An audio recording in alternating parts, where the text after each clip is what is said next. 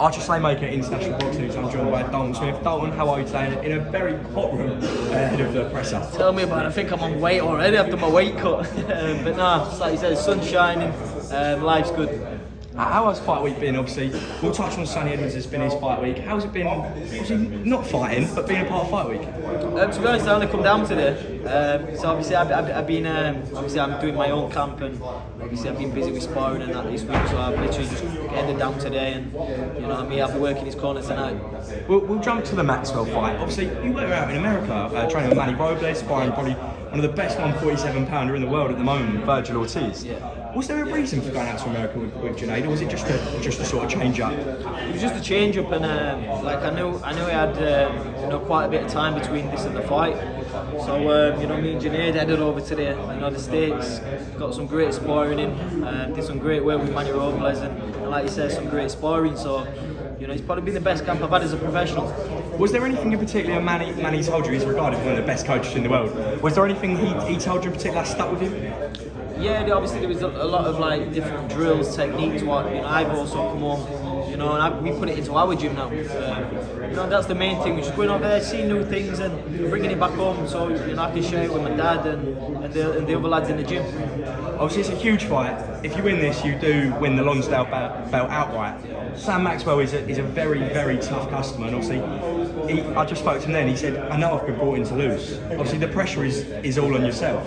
How are you coping with that pressure? There's no pressure for me. It's another fight. Whether I'm fighting now for a world title, a loss is a loss and a win's a win. The fight doesn't affect me on somebody else's terms. You know what I'm saying?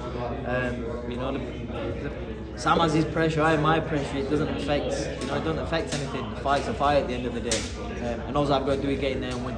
I'm going to touch on just quickly your last performance. Obviously, 1 minute it does seem like someone's going to be the next best star, and then Twitter just implodes. Twitter for you, isn't it? Due to one. I was saying this before. I was like, you know what, you can't win.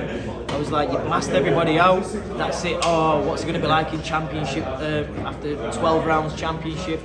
I finally got the rounds in my last 2 fights, and it's like, oh, they should be stopping these kids now.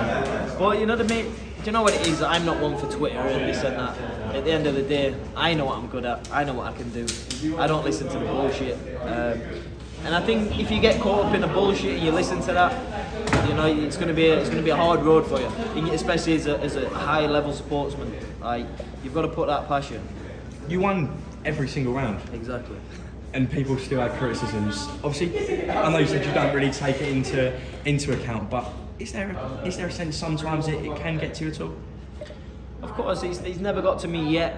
Maybe, I don't know, it might affect me later down the line, you can't predict things, but I've got good people around me. I'm very mentally switched on, and especially as an individual, I'm very good with my own mind.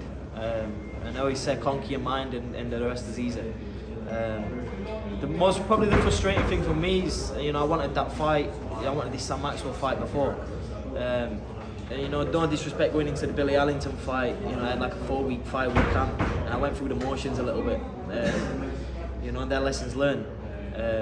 It's my timing was off the chart when it wasn't there. But like you say, I'm still getting in and winning every single round. So, but now, that's passed. This has been the best camp for me as a professional, and I'm just confident and looking forward to the next one. I'm going to quickly talk about your team. You've got Pierce, you've got your dad Grant in the corner. How meaningful is it to have such a great team around you? Obviously, we've come down the gym, me and my brother, and we see it's like you're all brothers. Yeah. Obviously, you've got your dad in there, Pierce. Just a quick word on obviously your gym and obviously the team as a whole. That's it, and I always say, have the right people around you.